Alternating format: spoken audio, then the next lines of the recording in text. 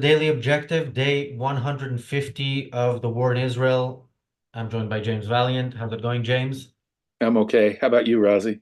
I'm good. I just found out that apparently the United States has a vice president. Did you know that? That is actually confirmed, verified by independent fact checkers. I thought the role had been discontinued for inefficiency because we know how they love efficiency in government, but apparently due to the great success of previous vice presidents, there is such a role now, and there's a person in that role. Kamala Harris, it says it here in my notes, is her name. And she now, there's a lot of things going on in the U.S. There have been, in during President Biden's time, uh, and now she found one that she can really take a principled position on, and that 5 months after Israel was attacked by savages in the most horrific ways imaginable, she can now take the position of Israel needs to stop attempting to prevent future attacks. So, James, you not only live in the US, so she is your vice president, even if you want to tweet not hashtag not my vice president, she is your vice president. She And is. Technically and speaking, she is. yeah, but you actually you're more familiar with her than even the people who are, closely following the vice presidency as a hobby. So you want to tell us a bit Well, about why that is and what you can tell us in about our system of government here in the United States, the office of the vice president is typically one of the most boring jobs you could possibly have. You're basically just waiting to fill in case something happens to the president. And very frequently, they are, in our history, they have been do nothing, yawning. People have forgotten most of the names of our vice presidents, unless they went on to become president. Most Americans don't even know the names of most of the vice presidents. The job is often, and it's the president who gives the portfolio to the vice president. He can utilize the vice president, and some vice presidents have been utilized more than others. But you're right, this gal, boy, she is not taking a this is a classic example. Her speech calling for a 6 week immediate ceasefire and both sides to agree to this so that there is no attack on Rafah, which is what apparently the forces of evil are insisting on happening. You remember last week Biden had said, "I want a ceasefire by Monday." That's that's today. He wanted it to stop by today. Realizing that's not going to happen, they're asking for an immediate ceasefire. But of course, Hamas would have to agree to release a list of the hostages who are still alive and their conditions. That's one of the things Israel is insisting upon. And so she calls upon Hamas to release this list, the list, not the hostages. The list, not the hostages. I mean, can you imagine a ceasefire without the hostages being released? I mean, it's insanity, much less letting the leadership of Hamas escape from Rafah. In any event, that is what she wants. It's a classic example of what Ayn Rand, and I urge everyone who hasn't read the article by Ayn Rand, The Cult of Moral Grayness. It is, in fact, not a principled position. It is the kind of unprincipled, morally gray position that Ayn Rand exactly articulates in her article, The Cult of Moral Grayness, which you can find in The Virtue of Selfishness. And it describes the psychology of Vice President Harris perfectly on this matter. She wants to have her moral cake and eat it too, because after all, there's moral equivalence on both sides. No one's perfect here. Israel is not perfect. Hamas isn't perfect. We need to find some middle of the road compromise, even though there is total blackness revealed on October 7th, even though it is total whiteness to wipe out the Hamas leadership in Rafah.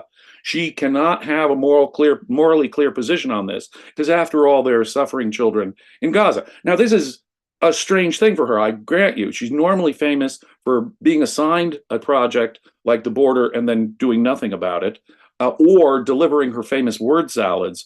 The woman, although she's a trained lawyer, she is famous for saying a lot of words that have zero meaning. Just to give a little background on her, I was a California prosecutor for almost 18 years. She was a California prosecutor, a deputy DA in San Francisco for several years. She then went on to be the elected DA San Francisco through some political favoritism, and then the Attorney General of California for a while before she became senator and then quickly became the vice president for Biden. As prosecutor, I can tell you, as a California prosecutor, she stood for everything evil. She went after, when marijuana was still illegal, she went after low level, small pot offenders. She went after economic crimes. She went after parents, even parents of handicapped kids who weren't putting their kids into public schools under the compulsory education law. And when it came to serious cases like murder cases, she defended corrupt cops who were lying. She hid evidence from the defense. Let me put it this way. She's everything as a prosecutor that I despise as a prosecutor. She had a very poor reputation as a California prosecutor. She's also had a very poor reputation as an articulate defender of the Biden administration. So this speech that she gave on Hamas is actually the clearest speech I've heard from her as vice president. And maybe it's because of the politics. After tomorrow, Super Tuesday, half the states will have voted for their party candidates. We will basically have Biden and Trump in, I think it's a safe bet to say, as their party's nominee, while people are beginning to realize that Biden is not such a strong character. The New York Times released a poll today showing him 5 points behind Trump. And so they could be putting forth Kamala Harris here for very political reasons. But also the Michigan thing is important, it seems to me. Rashida Tlaib, our favorite congresswoman, as you know, Rashida Tlaib called upon Muslims in Michigan, where there's the most concentrated Muslim vote in America, to vote non-committed rather than vote for Biden in the Democratic primary in Michigan. 100,000 Muslims voted non-committed. Biden only got 600,000 votes total in Michigan. That tells you something. Hillary lost to Trump in Michigan by only a few thousand votes. Biden, even with the exaggerated turnout because of COVID, it was probably twice the turnout we should expect because everyone got ballots. We made sure everyone voted. Got only won over Trump by 150,000 votes. That 100,000 votes that voted non-committed, should they stay home in November, could give Trump Michigan. Trump is already a little ahead in general in Michigan, according to most of the polls. So I think it's a perfectly political move on their part. They had to get out there. They had to somehow throw a bone to the Hamas wing, like Rashida Tlaib and the extreme Muslims who live in Michigan. And so that's what they had to do. So she had to walk this moral tightrope for political purposes, which defines the cult of moral grayness, which defines morally unprincipled position. Both sides have got a little good, both sides have got a little bad, both sides have got an argument. So what we need is an immediate ceasefire, no attack on Rafah. We need Israel has to step up on the humanitarian aid, she insists. But of course, she asks Hamas to release that list of hostages as Israel requests. Now, talk about a disgusting, unprincipled, as Ayn Rand says, when it's unprincipled in that way, it's pure black. When someone is playing the game on purpose on the cult of moral grayness, go read that article by Ayn Rand. This is an exact description of what Kamala Harris was doing. She was the high priestess of the cult of moral grayness in this speech, taking an unprincipled stand, in effect defending October 7th from the absolute black that it was, defending Hamas leadership from the absolute black that they are, in the name of this, no one's perfect, both sides have an argument kind of moral ambiguity, which she's doing, I think, for purely political reasons. Yeah, and you mentioned Michigan. Michigan, this is a close election overall, so Michigan, that could matter. That could matter a lot. That could make the difference. I want to, before we get back to the topic, thank our super chatters. Thank you, Wes Stewart. Thank you, Akira. I will get back to your question in a second. Thank you, Jonathan. Thank you all. Tomorrow is Super Tuesday, also on the Ayn Rand Center UK, because the daily objective will be our show will be episode 1000 of that show. And in congratulations, Razi. Just thanks, congratulations James. for that. And what an achievement. In celebration of that, that episode is going to be sponsored by our friends Silver Rose Bakery in Phoenix, Arizona. And Silver Rose Bakery is doing a $1,000 super chat match. So if we get to $1,000, they will match it and contribute another $1,000 We need My to get God. to 1,000 in order to do that. If we get But to everybody, tune 99, in tomorrow and okay, contribute. tune Super in, chat tomorrow. contribute. Yeah, tomorrow. Tomorrow is the day to tune in and super chat. Yeah, I My mean, God. every day is the day to tune in and super chat, but tomorrow your super chats will be Yes, doubled, sir. actually more than doubled, because YouTube will not take a cut of the Silver Rose Bakery matching contribution. So I encourage people to do that. Akira, let me get to your question now. Do you think Israel will get the hostages back? I have to say, I think for the most part, no. I think they'll might get some of the hostages back. Again, there were these, there were, I think, two incidents of Israel actually releasing hostages with military action, which is almost hard to imagine because of how united the Palestinian people are around their cause, and how important they know it is to their vile cause to keep the hostages as bargaining chips. And somehow hostages were released. Maybe more will be released. Of course, you need to have a ground operation in Rafah to do that, where most of, probably the vast majority of hostages are. It is possible that there will be a deal. We're going to talk about that on the reality show. It's possible that there will be a deal. Israel likes negotiating with terrorists, so it's possible that they'll get something. Of course, the cost of that will be enormous, and we'll see. It will When mean future that happens. hostages. They're not going to release the hostage. What they're talking about here is releasing a list of the hostages and their condition. Yeah, I mean, That's what they're negotiating over. That's disgusting. And Hamas won't release their major bargaining chip here.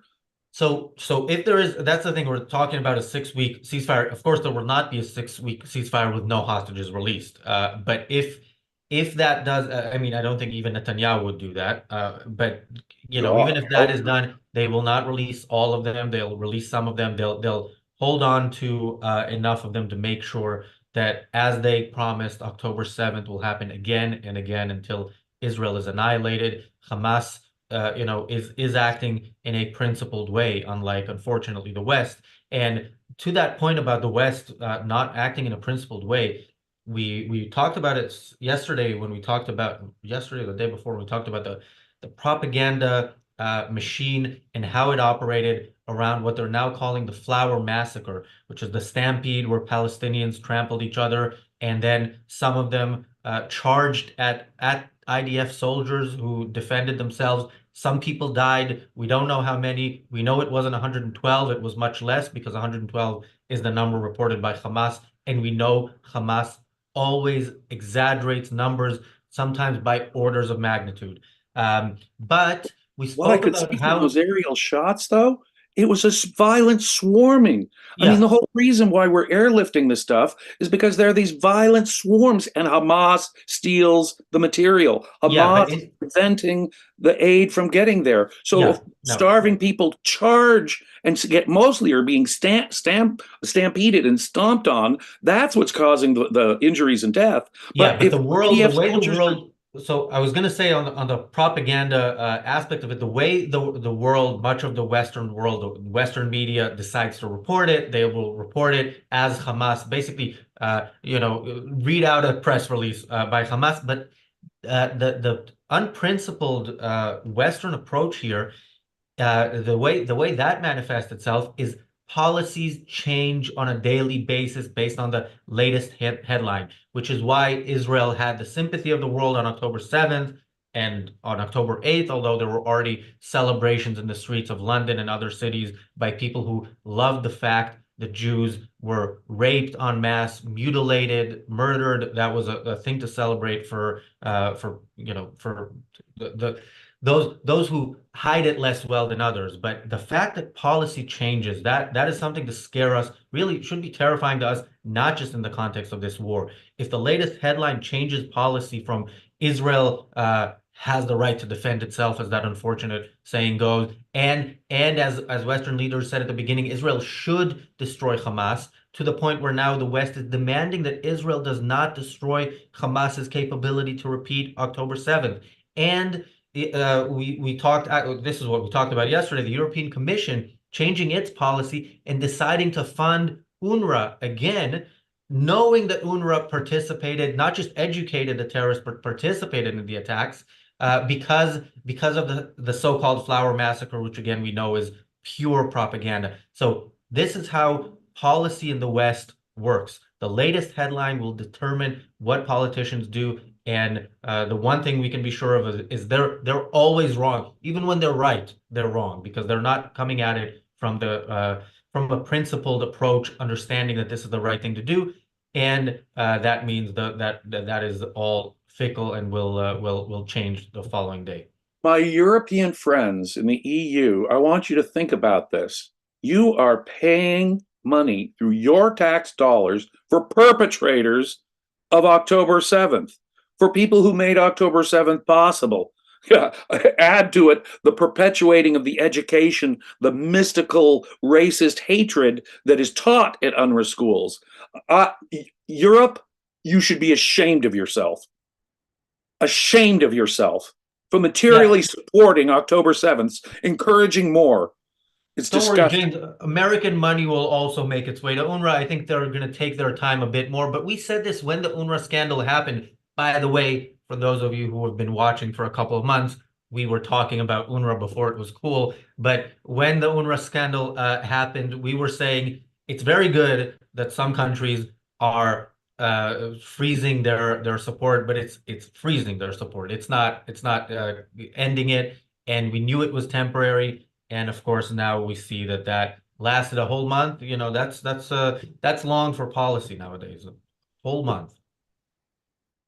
It's disgusting, though. I mean, and again, talk about the cult of moral grayness actually feeding the black here. See, if there's no moral clarity here, if there's no one who's perfect, if there's good and bad on both sides, if there's really no moral clarity that comes about from even October 7th could not give them the ability to think in clear principles. Well, gosh, this is pure black, pure evil. No. It's still gray after October 7th. Consider that mentality. And now, because of that position, that principled, unprincipled position called the cult of moral grayness, they're actually feeding and supporting evil monsters, people who did October 7th. By the way, Ideology says in the chat, the UN needs to redefine the term refugee. I'm not sure the term refugee as such is that problematic. I don't remember the UN's exact definition. What's problematic is how the term refugee has two meanings. It has its own meaning, as in what a refugee is, and then there's Palestinian refugee, which is a completely different thing. It's not somebody who actually, had to escape a war zone. It's somebody who is somehow connected, the son or grandson, or even if great grandson, they have a home, someone living perfect, someone raised in a perfectly safe place, born and raised their whole life, or people who actually stayed in the area. They're all refugees. No, the UN has a special, and I would have to say racist definition of what a refugee is just for the Palestinians. Now, it's not pro-Palestinian. Well, there was no ethnicity of Palestinian until well into the 20th century. But it's not so much pro-Palestinian as it's anti-Semitic, anti-Jew. So we have a special definition for the enemies of Israel for being a hostage from the UN. Oh yeah, their normal definition would not include the millions that are called Palestinian refugees today. And to Ideology's point, I would say I don't even want the UN to change anything. What I want, I have no hope for them. What I want is the US to say, I want Kamala Harris to say, instead of saying Israel, Israel has a right to defend itself like a day or so after it's attacked by animals. But then a few months later, it should back off and wait until the next time it happens, and then maybe defend itself a bit more. No, how about you say we are going to side with the civilized people in a sea of savagery, and also we are not going to side with the UN, which is comprised mostly of dictators. With one vote for every country, as if it's some sort of democracy. Not that that's something to celebrate. So yeah, what I'd like in the context of the UN, what I would like to see is the US, instead of focusing on saving Hamas, saving itself, not even Israel, itself from the UN, kick them out, save your money. Oh, I have to tell you, and yeah, this will be brief because I think this might be its own episode, but I recently saw there's some sort of movement on the pro-Palestinian side to kick the U.S. out of the UN. I would love for Love this that. movie Kick to us be out. successful. Oh gosh, yes. If there was only some way to kick the United States out, I would be on that side. I would join the ad hoc committee of America haters to kick America out of the UN. I mean, America is the biggest funder of the UN. We host their international meetings in New York City. We are morally responsible for the immorality that is the United Nations. We should never have been involved in an organization that included Soviet Russia, one of the bloodiest butchers in human history, on the Security Council. If they want to kick us out, I will lead the parade to kick us out. And I hope that involves putting the UN building in Manhattan up for sale and ending all US funding for the United Nations and any of its subsidiary organizations. Yeah, Yes. I should say it'll probably involve the UN building in Manhattan being declared occupied UN territory. The people, anybody who has ever worked there, being a refugee, and yeah, full justification for the most horrific acts to be Yeah. perpetrated against Because America all they by. are, I'm going to say it for the thousandth time, the United Nations is nothing but a racket for protecting dictatorships and terrorists. They demonstrated again and again, and most eloquently and disgustingly on this issue, Israel. They hate Israel. They want Israel destroyed as a group. As a group. Yeah, there are people with, like the United States, who have different opinions, but the majority of the countries there, the healthy majority, if you will, the unhealthy, pathological majority, I should say, there wants Israel wiped out. There's no other way of looking at it. And what America and Israel are even doing in the United Nations is beyond me. Yeah, and I think it's over 2/3. I'm not sure, but I think it is. What I know is over 2/3 is we're over 2/3 of this show, over 2/3 of the way through it. And I remember, I think this was the last time we did an episode about Kamala Harris. Yeah, she hasn't been mentioned on the channel. I was just joking at the beginning, half joking. Was when Rucka and I did an episode, it's like a recap of the vice presidential debate between Kamala Harris and who's the other guy, Mike Pence. Mike Pence, yeah. And that was not one of the better episodes of this show because Rucka and I both came in. That's Daniel mentioned it is episode 89 of the Daily Objective. This is episode 999, so it's been a while. But I think both of us came at it a bit emotionally. I was upset about her cackling more than I couldn't focus on her actual content. I was upset by Rucka not being upset. So it's entertaining in its own way. Not sure it fully tells you what happened in the debate. So that's a very long way of saying in order to avoid that, and since I am not closely following the work of Kamala Harris, James, do you want to? You've already given us a lot of context about her, but anything else you want to tell us? It may be something in her defense. Well, no, I will never speak a word of defense in favor of that thing called our vice president. But it's important to realize that we're going to be living in the future, and it's the future. Tomorrow is going to be important, and it's important that tomorrow is important, and it's tomorrow is the future, and so it's important that we consider the future. That's the kind of word salad that spews from this lady. She is epistemologically damaged. She is not someone I would feel comfortable with. I mean, people are talking about, how the age of Biden, even the age of Trump, and are they too old? Kamala Harris doesn't have the age problem, but she has a psychoepistemological problem that makes her, at least in my view, as mentally warped as those guys facing mental challenges as they reach their 80s. By the way, when I was in the U.S. on my recent trip, I was watching the Daily Show with Jon Stewart. The first episode, he came back. Yeah, I watch left-wing stuff. People, it's good for you. I do It's too. good to know. It's good to know what they think. And he was actually going after the Democrats for choosing Biden. It's very weird. Yeah, you have these two kind of borderline senile men running for president. One has like a tremendous enthusiastic fan base. I don't know why, but for all the wrong reasons. The other has a reluctant fan base, mostly because they're scared of the other guy.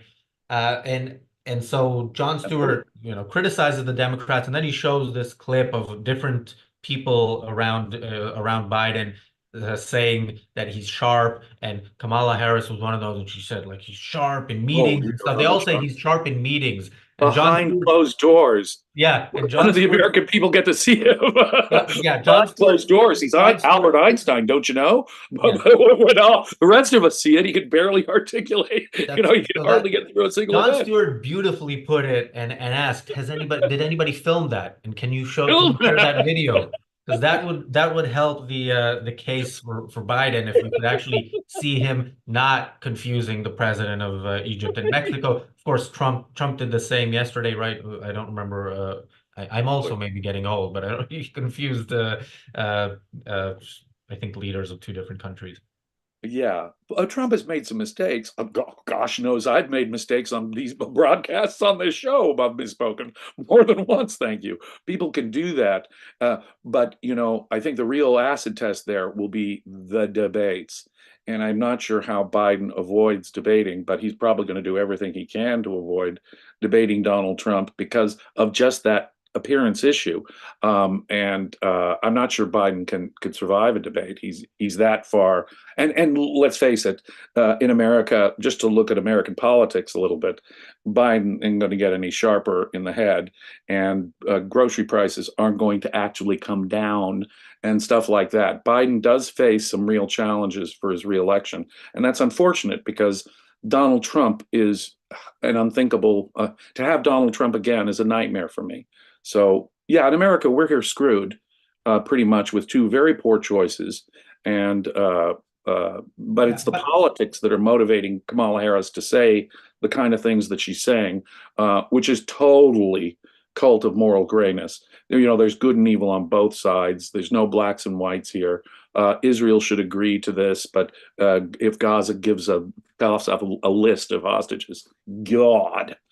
yeah, regarding getting out of debates, I don't know. Trump has done a pretty good job of that so far in this cycle, Oh, of and who course. knows? Who knows? Maybe he would want to debate Biden. I don't know. It would be kind of, it's one of those things that would be maybe, entertaining in a semi-nihilistic way to watch if they weren't running for leader of the free world. Right. Considering that they are, it'll be Oh, absolutely it'd be a comedy terrifying. show if it weren't for the reality that one of these men is going to be the military leader of the free world at the end of the day.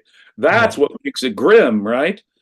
Thank you. Did I thank Bonnie? In any case, thank you, Bonnie, for the super chat. Thank you, Mark, for the super chat. Mark says the super chat is because Razi said Raqqa. Well, I will say Raqqa many, many times if it brings in that kind of money. Maybe tomorrow, I Waka think we'll have waka. to say. I think we'll have to say Raqqa 100 times on tomorrow's episode, and then we will have our $1,000 match. Akira mentioned several times talked a few about the episode that Rucka and I did. I'm surprised you remember episode 89 of the Daily Objective. That is impressive on its own. He says you were both great.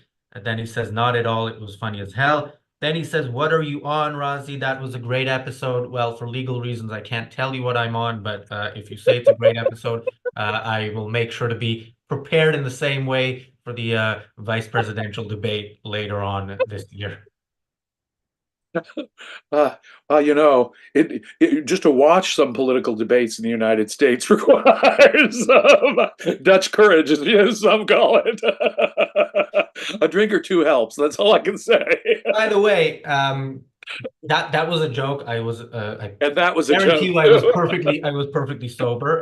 But yeah, later on this year we will have elections in a few places that we cover here on this channel, and we do plan to have like all-nighter election coverage shows. So yeah, I might have to break the sobriety Important rule for. national elections are coming up in both the United States and the United Kingdom, which could really shape the future of the West.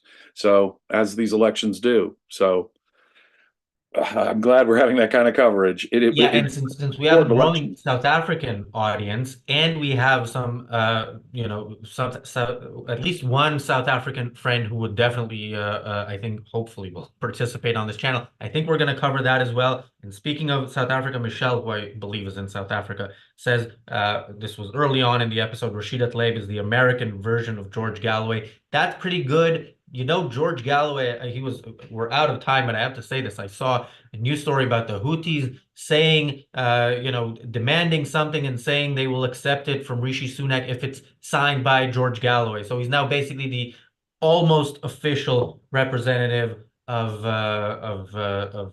basically any savage in the world. Akira asks, when are Israeli elections coming? Good question. I don't know. It's not going to be before the end of this episode because that is now. Thank you, James. This is the end of the last episode of the Daily Objective with the three-figure number in the number of the episode. We will be back here tomorrow with episode 1000. And stay tuned for the reality show, which starts in a minute. Thanks. Bye.